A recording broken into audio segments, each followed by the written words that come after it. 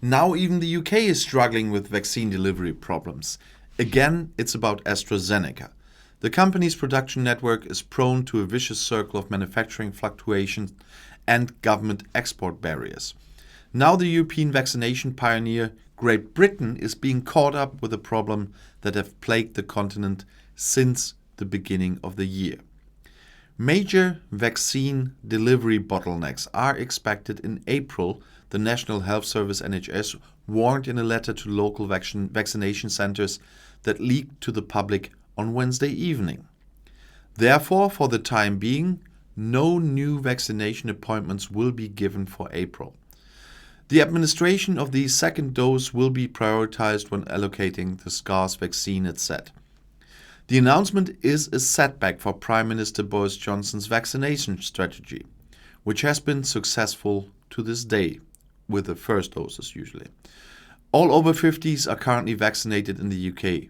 Another major effort is to be expected by the end of March with the help of cans that have already been delivered. Officially, every adult should be able to receive a first dose of vaccine by the end of July. The government is sticking to this goal, which was set cautiously in comparison with the previous course of vaccination. But the unofficially expressed hope of reaching the goal by early or mid-June has now suffered greatly.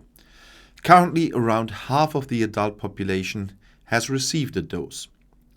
As in the EU, problems with the vaccine from the manufacturer AstraZeneca are behind the delivery bottlenecks in Great Britain. The island is currently getting around 3/4 of its corona vaccines from the British-Swedish company that produces and sells a vaccine developed by Oxford University. A quarter comes from the German-American BioNTech Pfizer Corporation, whose deliveries, however, are not affected according to their own account. In April, deliveries from Moderna are to be added in small numbers for the first time. We're using that in Germany for quite some time already. AstraZeneca, however, only made it clear that domestic production in the UK was not disrupted. The situation is apparently different with imports, more precisely with imports from India. There, the Serum Institute, the world's largest vaccine producer, produces the vaccine on behalf of AstraZeneca. Now a delivery of 4 million doses is delayed, said Health Minister Matt Hancock on Thursday in Parliament. The head of the Serum Institute, Ada Poonawalla, told the Daily Telegraph that the problem was with the Indian export license. The Financial Times reports that India has not imposed a categorical export ban, but it assesses exports based on the reasonable availability in their own country. Before the corona pandemic, AstraZeneca was not a large manufacturer of vaccines and does not have the in-house production capacities that are now in demand. The company distributed the production to companies around the world because the vaccine is to be sold worldwide with a special focus on emerging countries. As the vaccine is easy to transport and will be sold at a low cost during the pandemic, high demand is indeed to be expected. According to UBS, AstraZeneca plans to manufacture up to 3 billion cans this year, half of which will be manufactured by partner companies. Production can also extend across national borders. Within the EU, some components come from a plant in Belgium. Finalization takes place in Italy and Germany.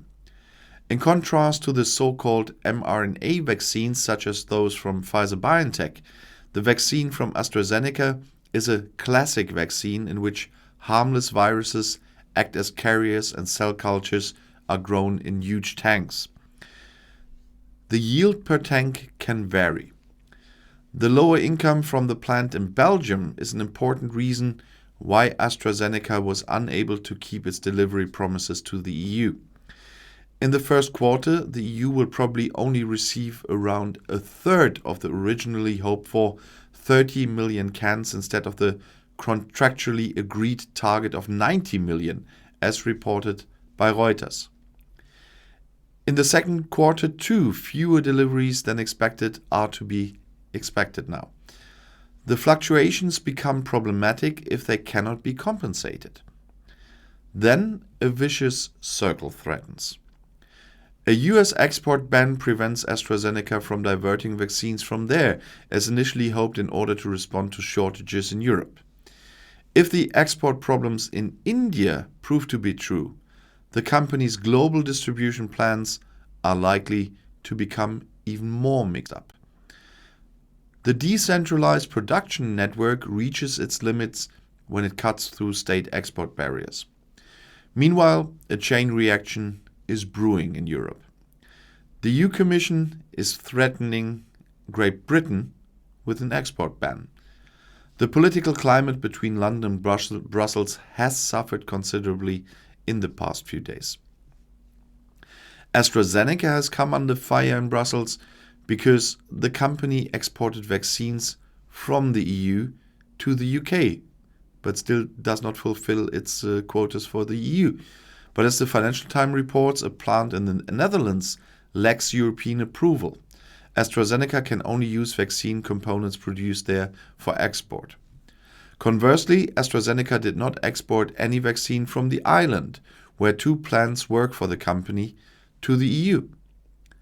The company referred to contractual obligations that are apparently stricter in the British case than in the European one, although the published parts of the contracts didn't show that. The dispute threatens to affect other manufacturers as well. A European export ban could affect the delivery of BioNTech vaccines to Great Britain, which are not manufactured on the island.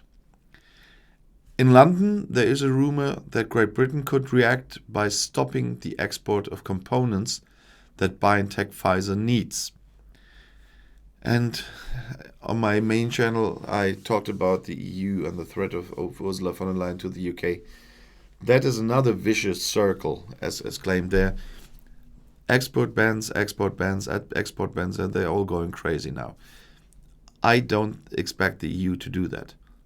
If others want to play dirty, let them. Their standing in the world will show.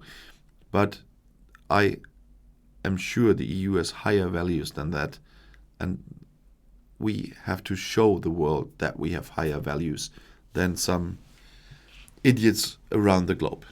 So if you want to stay informed, please subscribe to my channel. Auf Wiedersehen.